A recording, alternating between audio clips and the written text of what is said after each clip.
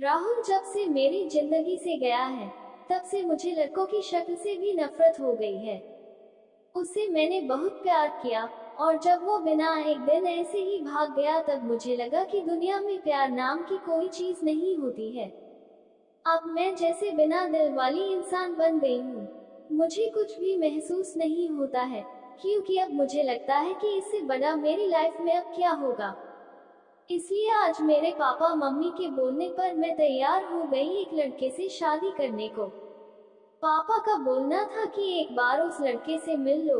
मैंने मना किया, क्योंकि जिसको मैं इतने सालों तक साथ में रहकर नहीं पहचान पाई, तो अब एक छोटी सी मुलाकात से एक अजनबी को क्या पहचान पाऊंगी।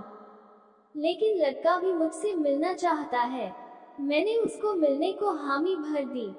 सच कहूँ तो मुझे अब किसी भी बात से कुछ फर्क नहीं पड़ता है। हमारा मिलना तय हुआ डिनर पर। पापा और मम्मी चाहते हैं कि मैं अकेले ही मिलने उससे जाऊं। मैं जैसे मुर्दा हूँ, मुझे अब कुछ फर्क नहीं पड़ता। मेरे हाथ में जो आया मैंने पहन लिया और पहुँच गई। देखा तो वो मेरे लिए वहाँ बैठा इंतजार कर रहा था। मुझे देखते ही मेरे पास आया और मेरा नाम पूछता है। सामने जाकर मैं उसके बैठ गई। उसकी आंखों में चमक थी, लेकिन मैं इस चमक को जानती हूँ। ये हर लड़का दिखाता है पहली मुलाकात में। राहुल मुझे छोड़कर गया, लेकिन जिंदगी का बहुत बड़ा सबक मुझे सिखा कर गया है।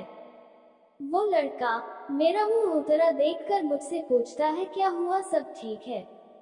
मैंने भी उसे जवाब दिया, मेरी थोड़ी तबीयत खराब है।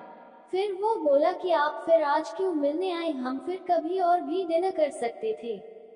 बात तो वो अच्छी कह रहा था, लेकिन अच्छी बातें लड़कों की कितनी जल्दी बदल जाती है, इसका अंदाजा मुझे अब अच्छी तरह है।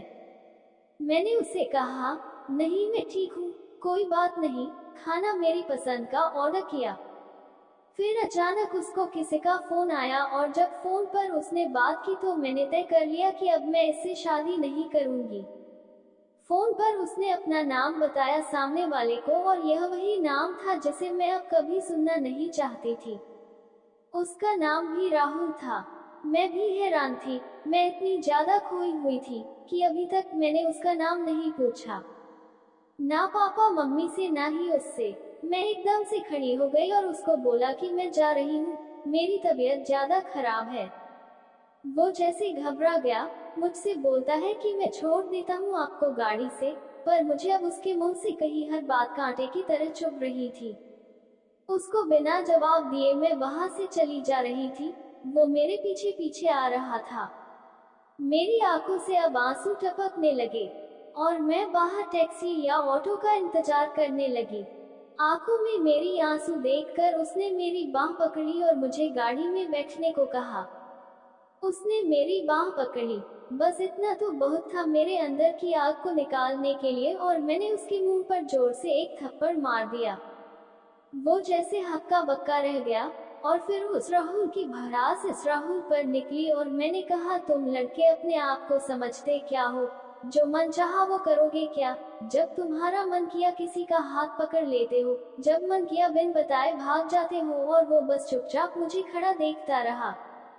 टैक्सी आए और मैं बैठकर वहां से चली आई। आते वक्त मैंने उसका चेहरा भी नहीं देखा। अपने कमरे में आने के बाद 1 घंटा मैं और रोई, पापा मम्मी को कुछ नहीं बताया। सुबह मैं जगी, लेकिन सच बताऊं तो रात को जो भी मैंने किया उसका मुझे कोई अफसोस नहीं हो रहा था। मुझे लग रहा था कि यह थप्पड़ मैंने उसी राहुल को मारा है।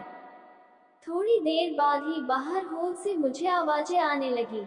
मम्मी मेरा दरवाजा बजा रही है। मैंने दरवाजा खोला। मम्मी बोलती है कि राहुल आया है अपने मम्मी पापा के साथ, जल्दी तैयार होकर नीचे आ जा। मुझे पता चल गया था कि वो जरूर कल रात की बात करने आया होगा, लेकिन मुझे कोई डर नहीं था। मैं नीचे गई। राहुल बैठा हुआ था। उसने मुझे देखा। मेरी मम्मी किचन में थी, इसलिए मैं किचन में चली गई। उनके चेहरे पर स्माइल थी। मुझे बोलती है कि राहुल और उसके घर वालों ने हाँ कर दी है और जल्दी शादी करना चाहते हैं।